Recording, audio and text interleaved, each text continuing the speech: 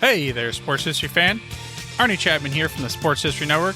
Now, before you jump into this episode, I wanted to share with you an exciting giveaway we have going on with Home Field Apparel. We have a digital $50 gift card to homefieldapparel.com for one lucky fan of the Sports History Network.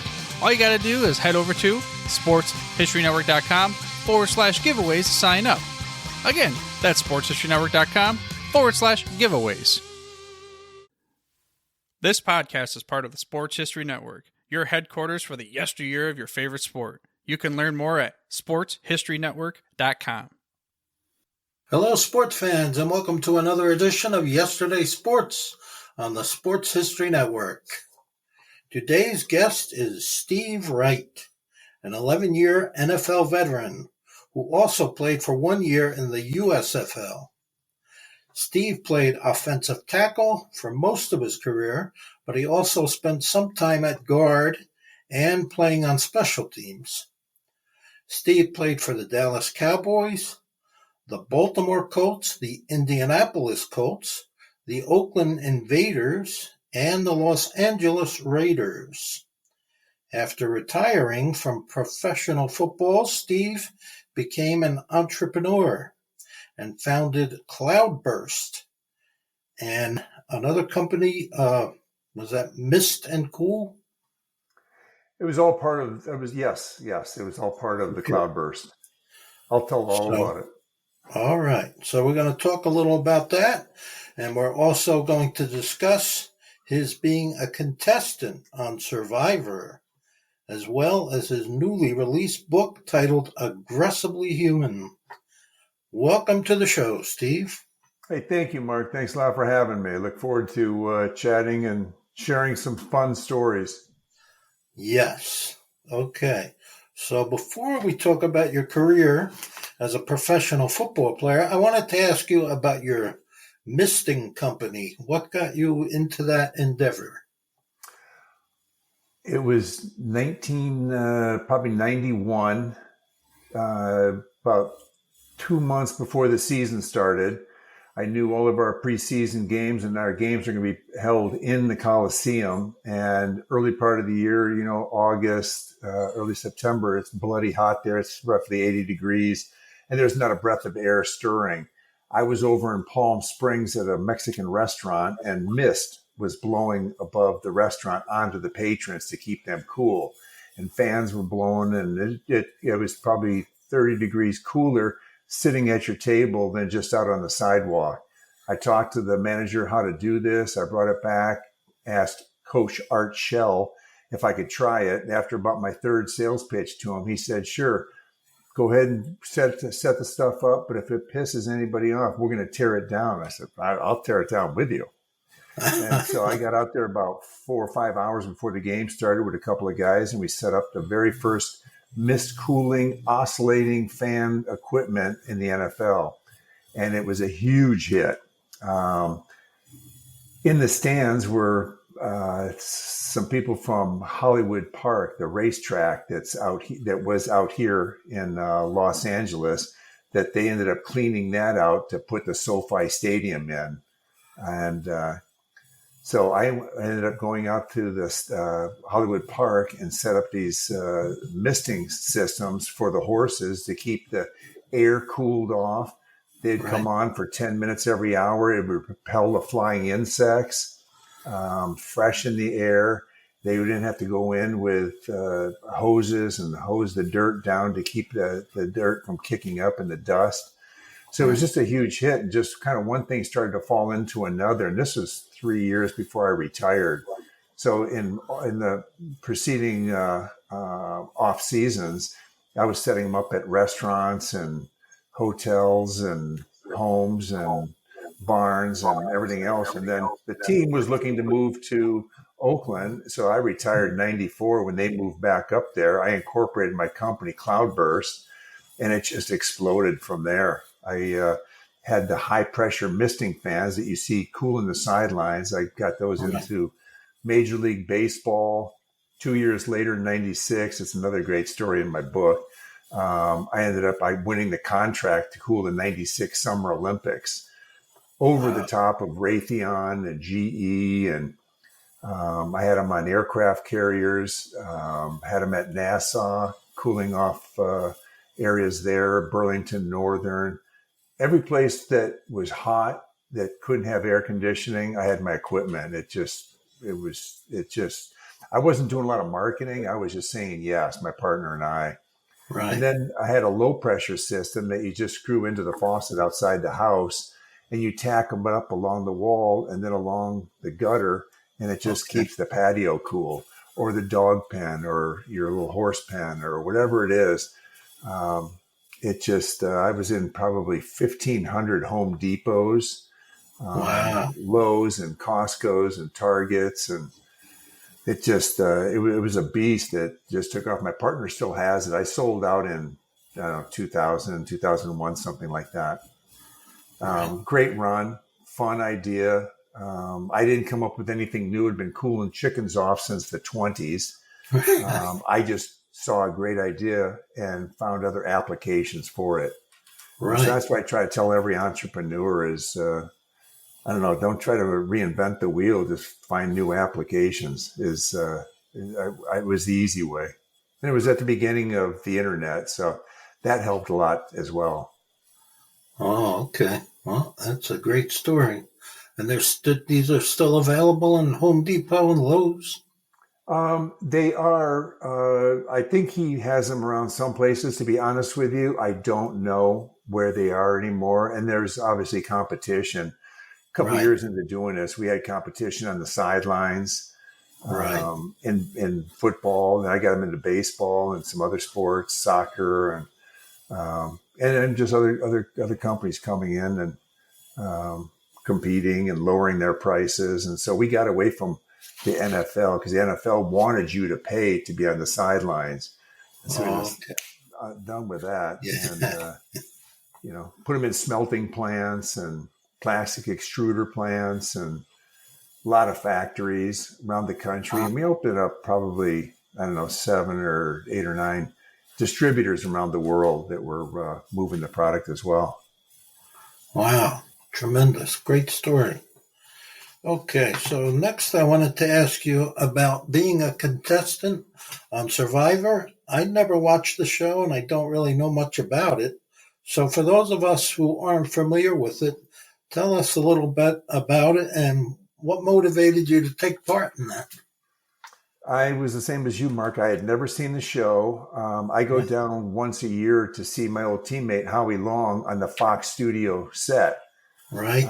In LA. So I'm down there and ended up chatting for probably 3 hours in the green room with a lady who's the lead casting director, who was the lead casting director at the time. And after hanging out, she asked me if I'd ever been on a reality TV show. No. Do you have any desire to? Not really. So she goes, well, I'm the lead casting director for Amazing Race and for Survivor. Would you like to try out? And I, like you, I had never seen the show before, but I said, well, which one should I? She said, try Survivor. And I said, okay. And that's part of my theme in my book is when an opportunity opens up and the door cracks for young people or anybody else, just charge through it. It might not work out. You might run into a wall, but at least you're not going to walk away and say, coulda, woulda, shoulda. Should I have done that? Or I'll call you tomorrow. I would have never had another chance to reach out to this woman, and she's probably busy as crazy, So I just said yes, not knowing what I was getting myself into. And then about a month and a half later, I landed in Nicaragua I was in the show. It's 39 days. I lasted 31 days. And it was an experience of a lifetime. The show is 100% real. It was excruciatingly draining. Raining on us every night, all night. I lost 33 pounds in 31 days. Wow. It was an experience of a lifetime. They asked me to come back, and I couldn't. I ended up getting back to Los Angeles, and before I went to see my parents after the show, my front tooth was hurting. And so I went and saw my dentist and took an x-ray and said, we got to pull that tooth right now. He goes, you have more bacteria in there than I've ever seen in my life. He pulled the Wow. tooth out and just the most god-awful odor. He said, this kills people in third world countries. Oh, man. So took my front tooth out and lost 31 pounds. And so that was one and done for me. Wow. That sounds brutal. But I'm actually not allowed to talk about it too much, just under contract for life. Right. Right. Yeah. Wow. But it was a great experience. It was miserable. I still retain a few friends from that time because you're joined at the hips. You're sleeping together. You do everything together. You just hang out all the time. It's a brutal experience, but it was one that I'm super happy I said yes to. So kind of like football, you develop a bond with Sure. the people. Yeah.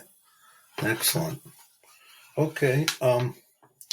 One more question that's not about football. I learned from reading on Wikipedia that you were an All-American in track and field, and I have quite a few friends and people I've trained with over the years who threw discus, shot put, hammer. So my question is, did you get a lot of enjoyment from that, and how much do you think it may have helped you to become a better football player? It was in high school. It was a high school All-American, shot put and discus, like you were just saying. It's a lonely sport. You're not over with all the rest of the people on the track. You're over in a far corner slinging a disc out into a field, and so it's a lonely position. But I really enjoyed it. If I wasn't spinning around and throwing the shot or discus, I was in lifting or doing some running or doing some kind of calisthenic or something. So it all helped, when you're in high school and you're developing. And Right. it was, I had no idea that I would become an All-American. I was just having fun at the time. And that's another thing I really try to stress in my book is just staying present and enjoy what you're doing. And if you don't enjoy what you're doing, find something else that you do enjoy. And I did really love competing basically with myself of throwing it farther each time. We had some meets and everything. And I think I won second in shot put and discus in the state meet. It was, learning how to move your body quickly and explode. So back to what you're saying. Yeah, I think I'm sure it helped in one way or another, just like my basketball in high school did, or my hockey. And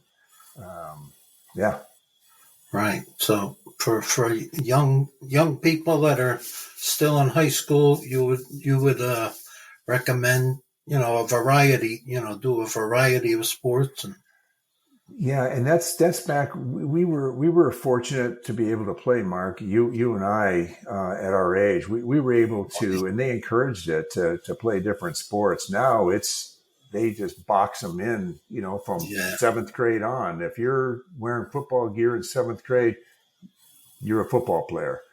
You don't get to go try basketball in ninth grade or 10th grade or baseball or something else, which is, to me, it's just an absolute crime and a shame that they put these kids in a box. So, they're either going to love it or they're going to hate it by the time they're in high school, or don't even want to think about it in college. They're so worn out. The parents are getting them special coaches, we're going to wait. You can't go to be in the baseball. You can't go to the baseball season because that's when we're doing weightlifting. And if you're not in weightlifting, then you're not going to be able to play football next year because you weren't in the weightlifting group, or you weren't a part of the traveling team in baseball. So, you're going to miss out on that. It's a huge bummer. And I write about that as well. Right. No, I definitely agree with you. Okay. So my first question about football is how much the game has changed since your playing days. And going back to the 1970s and 1980s, obviously the contact and the hitting were a lot more intense at that time. And now they've removed a lot of that from the game. And I read a little bit about how you think they need to do a better job with improving the helmets and the equipment so we can bring back some of those big hits that fans want to see. Yep. Yeah, it's the game is. I don't really watch football anymore. Last year I watched 3 games. I watched the 2 championship games, the NFC and the AFC championship game, and I watched the Super Bowl, and all 3 were just awesome. But all the other games, for one, it kills me with the commercials. Out of a 3-hour and 15-minute television production of a football game, there's only 11 minutes of action. So it's, it can almost put you to sleep. And then too, they want all these guys bigger, stronger, faster, but yet they put a leash on them that they can't unleash that on players. No player wants to hurt another player, but they definitely want to hit hard, and they want to hit them hard enough to separate the ball from them. Probably 10 years ago, it was driving me so crazy. I put together a PowerPoint on how to make the game safer, but more violent. Just get rid of a lot of the penalties, equip the guys with available equipment or easily manufactured equipment. The simple thing of just wearing knee braces. I couldn't imagine being an owner of a team and paying you $10 million as an offensive lineman or $5 million as an offensive lineman to go out on the field with your pants rolled up and not wearing a knee brace. And there's 9 other 300-pound plus guys falling and getting shoved and tripped and everything else. And a knee goes out and it's like, oh, how did that happen? The poor guy. No, it's dumb as hell to me. And so if I was an owner, I just wouldn't let the guy go on the field unless he had, it's like sending you got a race car team, the Andretti's, and you send the guy out there and, hey, you don't have to wear your seatbelt. Leave your helmet here. It's like, equip these guys and knee braces. And I was thinking of different ways to do something with the helmet, to hook it to your shoulder pads so it doesn't have quite as much snap, but still able to swivel. And there's ways to figure that out. There's nothing out there right now, but there's, it doesn't take too smart of a mind, a couple of engineers to work on a safer way to attach the helmet to the shoulder pads so that the shoulder pads take a lot of the blow too. When the head gets snapped, it's all part of this. It's not just the neck taking the, a quick whiplash and moving the brain in there. But there's a lot of things they can do, and it's to me it's a bummer that it's not being done. Just more penalties and slowing the game down, but they've got a recipe to where the audience keeps climbing. It's by far the most popular sport to watch, and except for in this household. Well, yeah, I mean, I think they're catering more to the younger generation and guys that are our age. I'm only a couple of years younger than you. I think I stopped watching it almost 20 years ago. I just don't find it at all interesting. They took away all the hitting. It's just nothing but penalties, and I have no interest. I find it boring.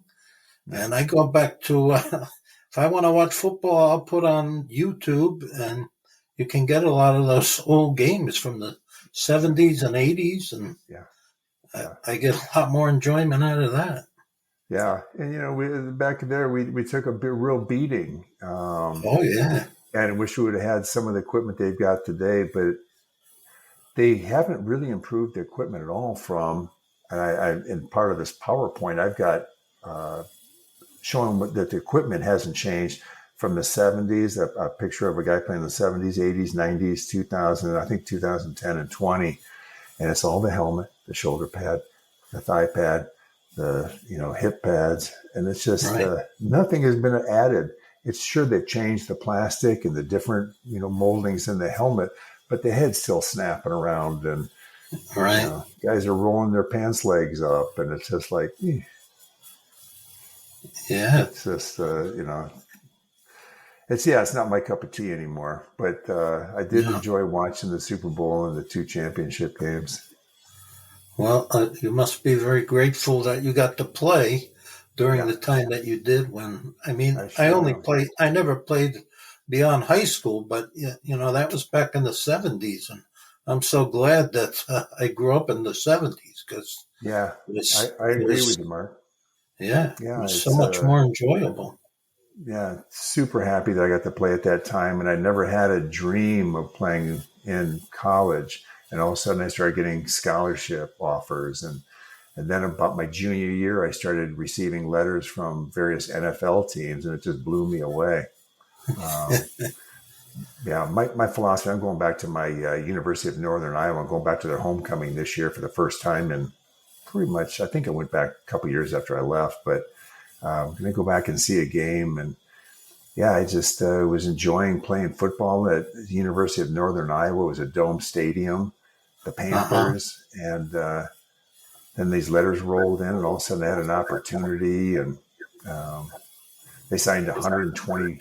The Dallas Cowboys signed 120 free agents, and just three of us made it, and I was fortunate to be one of them. That's, Another thing I talk about in my book is just staying very that's present to this amazing. practice to this day. Pardon me? Right. Yeah. 120 free agent, and they usually only take maybe one out of that 120. So, Yeah.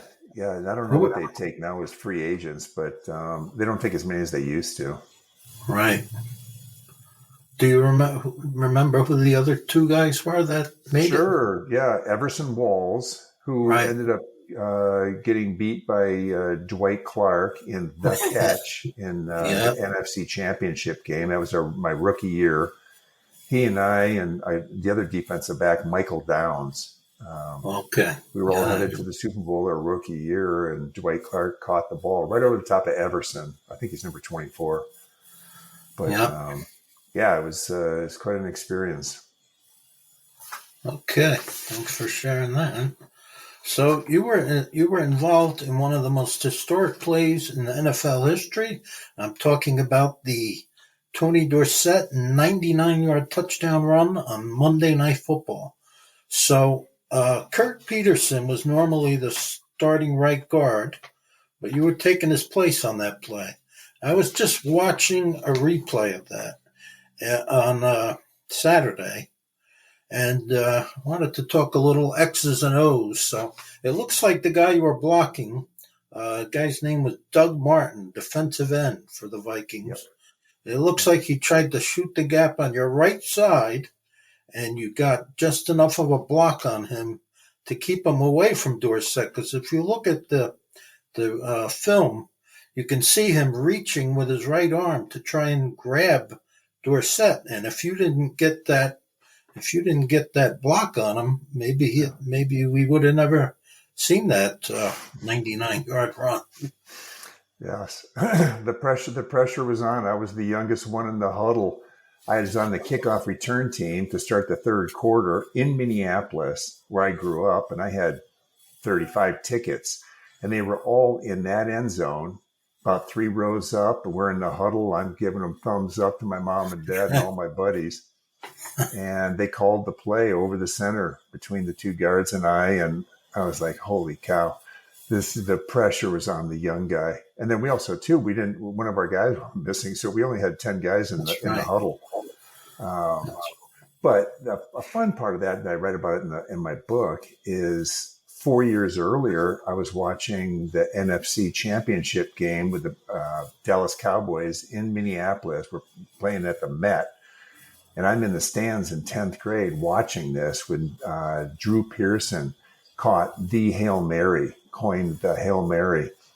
And it was freezing outside, and he runs in for a touchdown. So now fast forward 4 years later, I'm standing in the huddle with him at 21 years old and, high-fiving and, in there with Tony Dorsett and Tony Thrill Hill and all these other guys. It was just like, you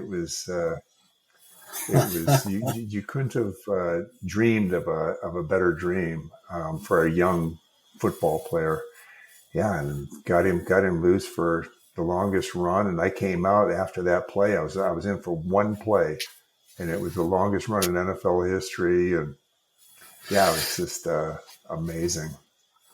There was some tremendous blocking on that play too. Herb Scott really blasted the middle linebacker, and who was the other? Tom The other. Rafferty. Oh, Tom Rafferty. He was Rafferty. the center, right? Yep, and I think Cooper was next to me. Right. Cooper. I think Pat Donovan was in there. So there was some really I good believe blocking. so.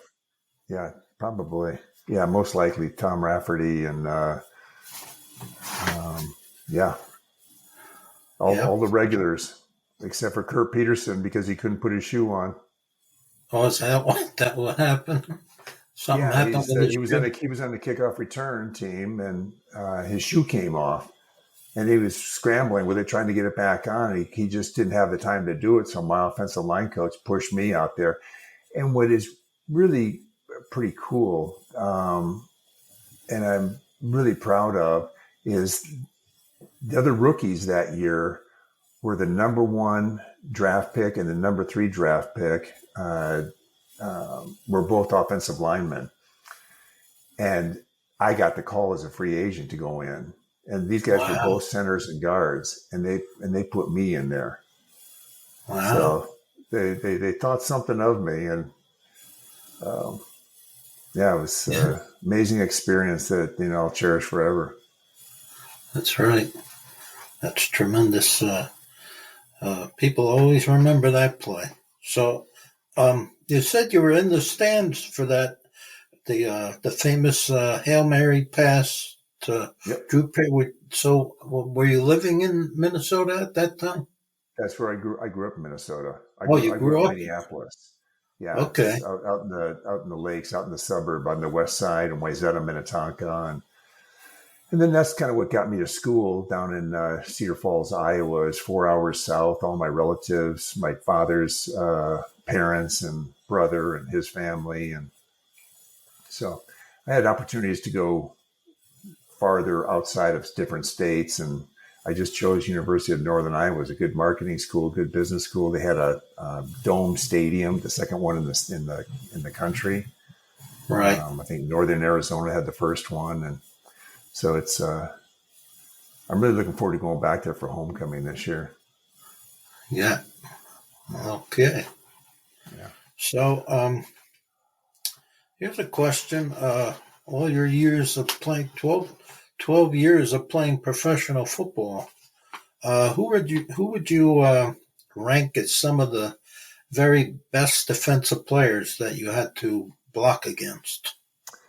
I'd put probably Howie Long up there first. I had to practice against him every day. And so he sharpened my skills and improved my abilities big time. He might kick my ass in practice, but it made me a better player to move quick. There's no one in the league that was faster off the ball than Howie. But then I played in the Meadowlands against Lawrence Taylor, over on the left side. Had a great game. Have some funny stories about that. Leading up to it, Lawrence yelling at me before the game started, and trying to intimidate me. But played against Reggie White, the pastor, or what was his nickname? Reggie White, the minister of defense. Yes. Played against Jack Youngblood, Neil Smith, Bruce Smith with Buffalo. Yeah, I had my hands full every week. It was the early part of my career with Dallas. When I would get thrown into games, it might be a mediocre player, but as I got in to be a starter in the early 90s, late 89, it was just every week was a Pro Bowler. So you had to bring your lunchbox. It was going to be a long afternoon, as Mike Ditka would always tell me. Oh yeah. So your 2 years with the Cowboys, did you have to go up against Randy White much in practice? Yeah, Randy, and I got a great story about that as well in my book.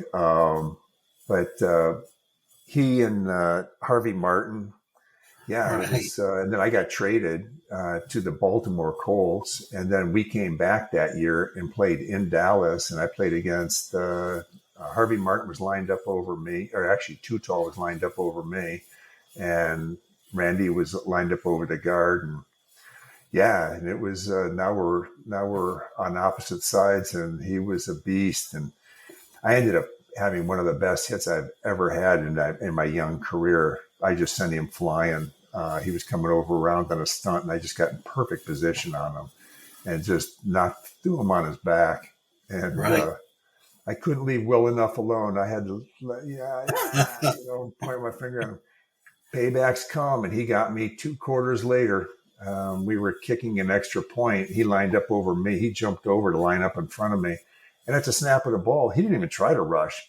He just stood up and punted me in the ribs as hard as he could, because we'd turn sideways and lock our head on the guy's hip on the inside.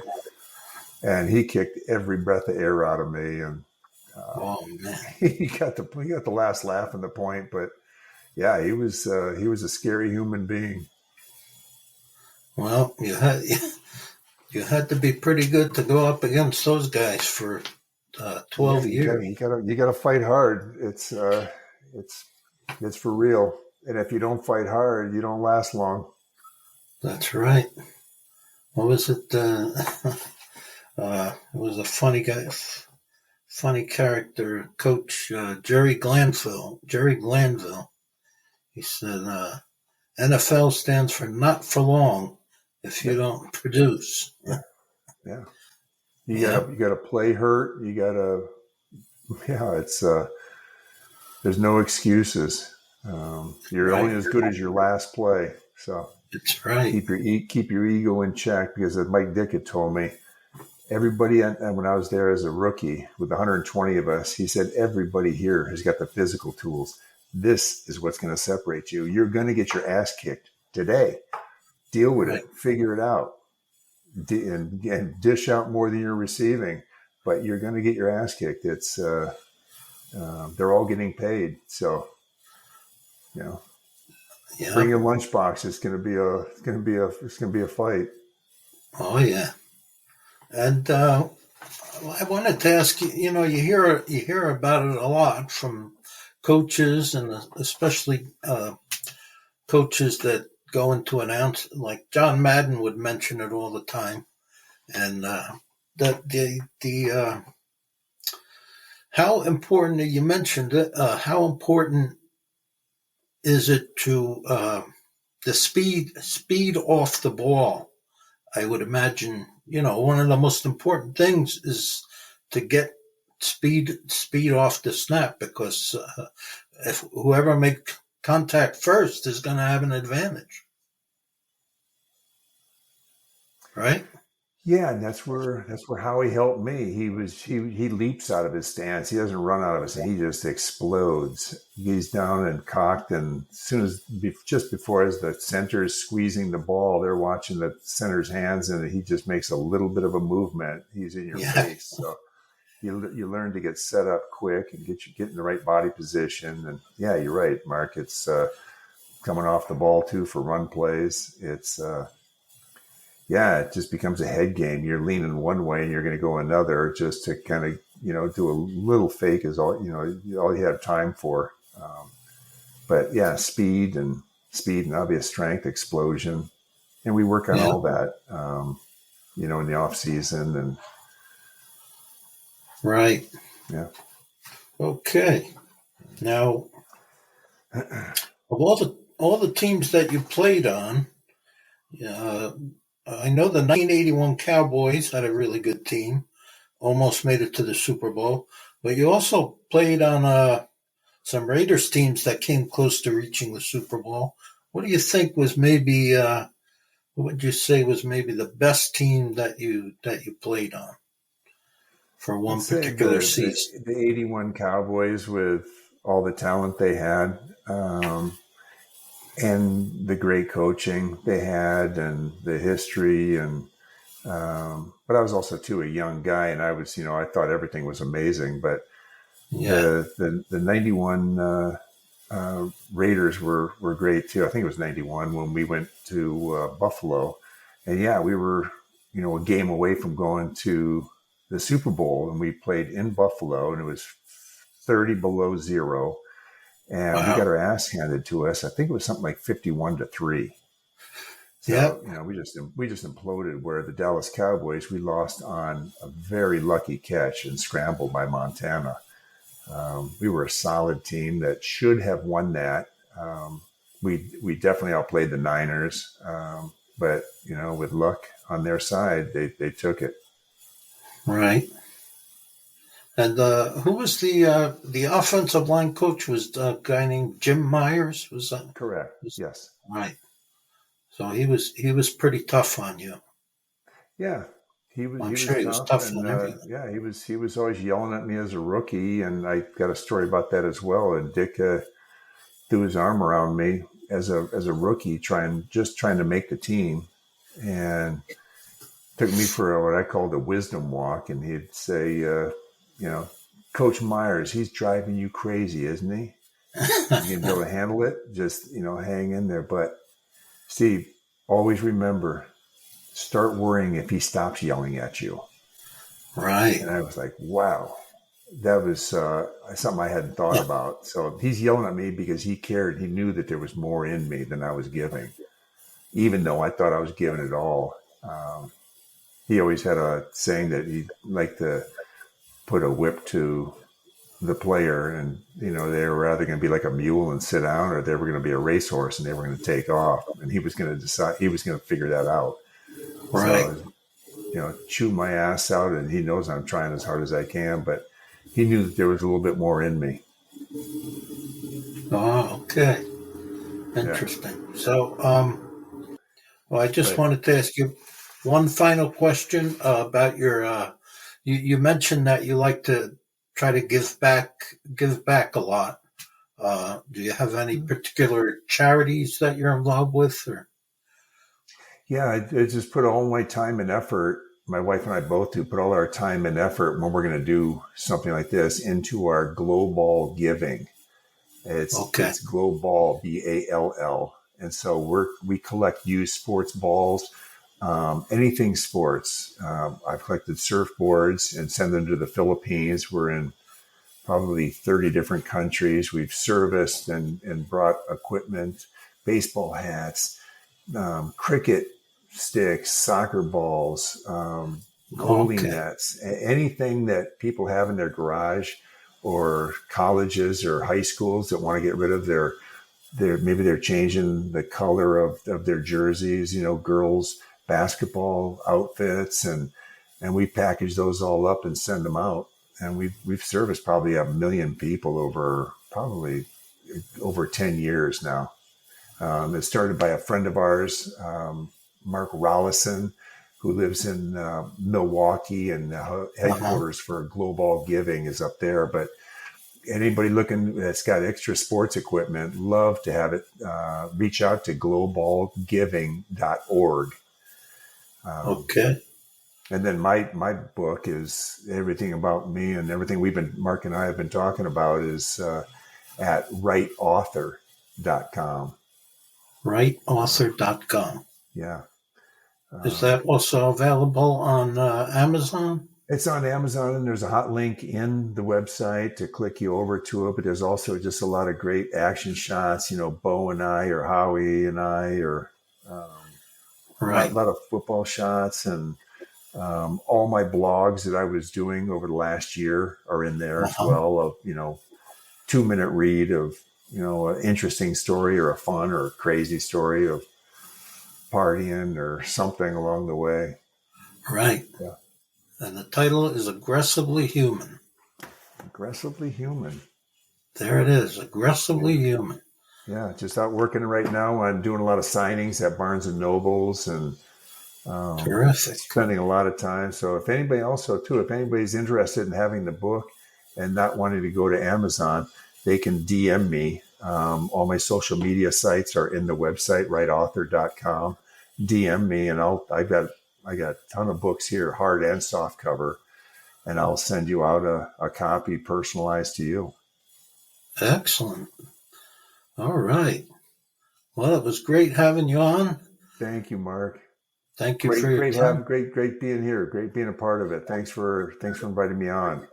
Oh, you're welcome. It was a pleasure. All right. Okay, take care. Bye-bye. Take care. Thank you. Bye.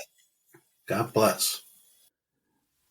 This podcast is part of the Sports History Network, your headquarters for the yesteryear of your favorite sport. You can learn more at sportshistorynetwork.com. Hey there, sports history fan. This is Arnie Chapman, aka the Football History Dude, and I wanted to thank you for stopping by to listen to another episode here on the Sports History Network. Our podcasters are passionate about uncovering and sharing sports stories from yesteryear. And if you didn't know it already, we have over 30 shows across the network covering all sorts of sports history topics. In fact, here's a glimpse into one of our awesome podcasts here on the network. Hello, football friends. This is Darren Hayes of the Pigskin Dispatch podcast, and I'd like to invite you to the portal of positive football history, Pigskin Dispatch and pigskindispatch.com. We talk about everything that centers around the game of American football, expert discussions, the origins of the games, the great players, teams, and coaches, and more, and some great guests and insights from experts. We have new episodes 3 to 4 times a week, and you can find us on sportshistorynetwork.com, pigskindispatch.com, or your favorite podcast provider. How about that? I bet you're super hyped to go listen to that new podcast, right?